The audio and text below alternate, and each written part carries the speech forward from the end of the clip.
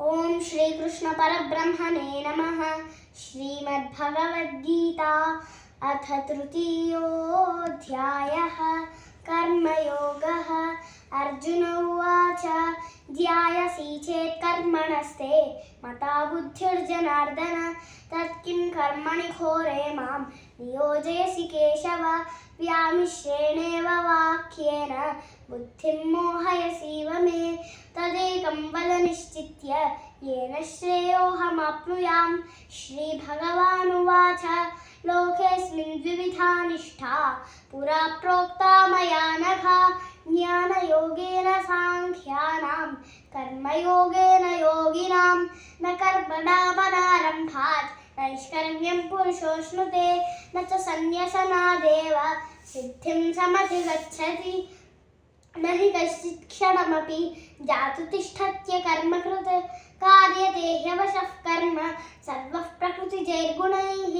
कर्मेन्द्रियाणि संयम्य य आस्ते मनसा स्मरन् इन्द्रियार्थान् विमूढात्मा मिथ्याचारः स उच्यते।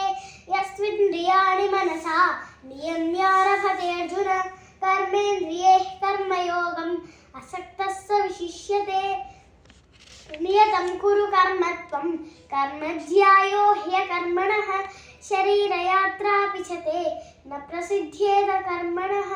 यज्ञार्थात् कर्मणोऽन्यत्र लोकोऽयं कर्मबन्धनः तदर्थं कर्म कौन्तेय मुक्तसङ्गः समाचर। सह यज्ञाः प्रजा सृष्ट्वा पुरोवाच प्रजापतिः अनेन प्रसविष्यध्वं येष वोऽस्त्विष्टकामधुक् देवान् भावयतानेन ते देवा भावयन्तु वः परस्परं भावयन्तः श्रेयः परमवाप्स्यथा। इष्टान् भोगान् हि वो देवाः दास्यन्ते यज्ञभाविताः तैर्दत्तानप्रदायैभ्यः यो भुङ्क्तेस्तेन एव सः।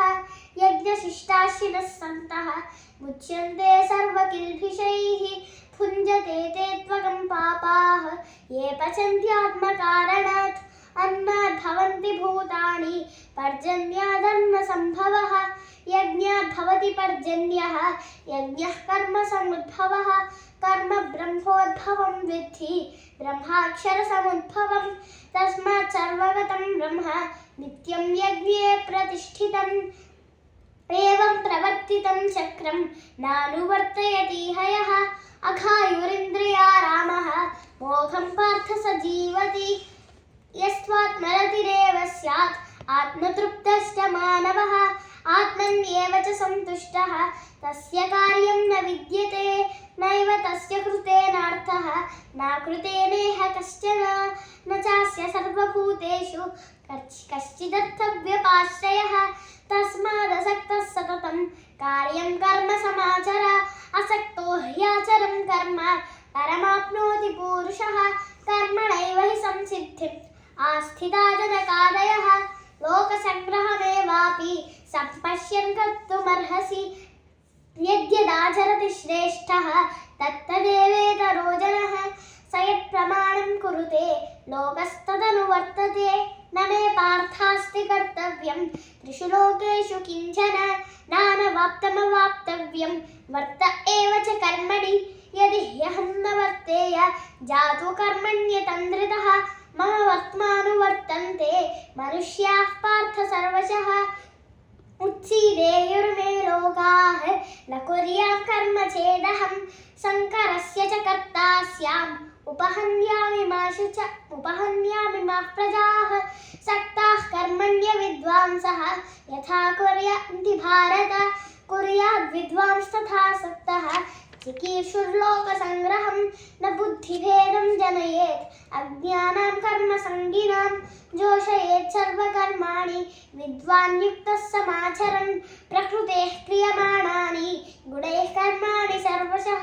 अहङ्कारविमूढात्मा कर्ताहमिति मन्यते तत्त्ववित्तु महाबाहो गुणकर्मविभागयोः गुणागुणेषु वर्तन्ते इति मत्वा न सज्जते।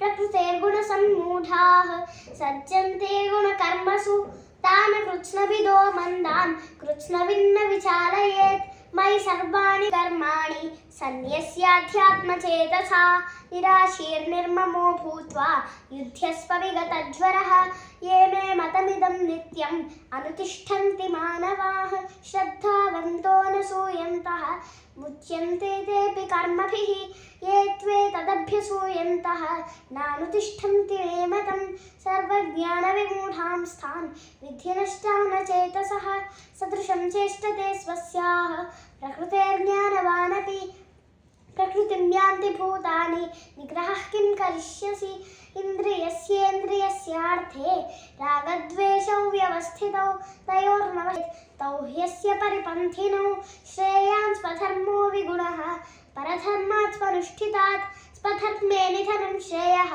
परधर्मो भयावहः अर्जुन उवाच अथ केन प्रयुक्तोऽयं पापं चरति पूरुषः अनिच्छन्नपि वार्ष्णेय बलादिव नियोजितः श्रीभगवानुवाच काम एष क्रोध एषः रजोगुणसमुद्भवः महाशनो महापाप्मा विद्येनमिह वैरिणम् धूमेन व्रियते वह्निः यथादर्शो मलेन च यथोल्बेनावृतो गर्भः तथा तेनेदमावृतम् आवृतं ज्ञानमेतेन ज्ञानिनो नित्यवैरिणा कामरूपेण कौन्तेय दुष्पूरेण नरेण च इन्द्रियाणि मनो बुद्धिः अस्याधिष्ठानमुच्यते एतैर्विमोहयत्येषः ज्ञानमावृत्य देहिनं तस्मात् त्वमिन्द्रियाण्यादौ नियम्य भरतर्षभ पाप्मानं प्रजहिह्येनं ज्ञानविज्ञाननाशनम् इन्द्रियाणि पराण्याहुः इन्द्रियेभ्यः परं मनः मनसस्तु परा बुद्धिः यो बुद्धेः परतस्तु सः एवं बुद्धेः परं बुद्ध्वा संस्तभ्यात्मानमात्मना जहि शत्रुं महाबाहो कामरूपं दुरासदम् ॐ तत्सदिति श्रीमद्भगवद्गीतासु उपनिषत्सु ब्रह्मविद्यायां योगशास्त्रे श्रीकृष्णार्जुनसंवादे कर्मयोगो नाम तृतीयोऽध्यायः सर्वधर्मान् परित्यज्य मामेकं शरणं व्रज अहं त्वा सर्वपापेभ्यः मोक्षयिष्यामि मा शुचः।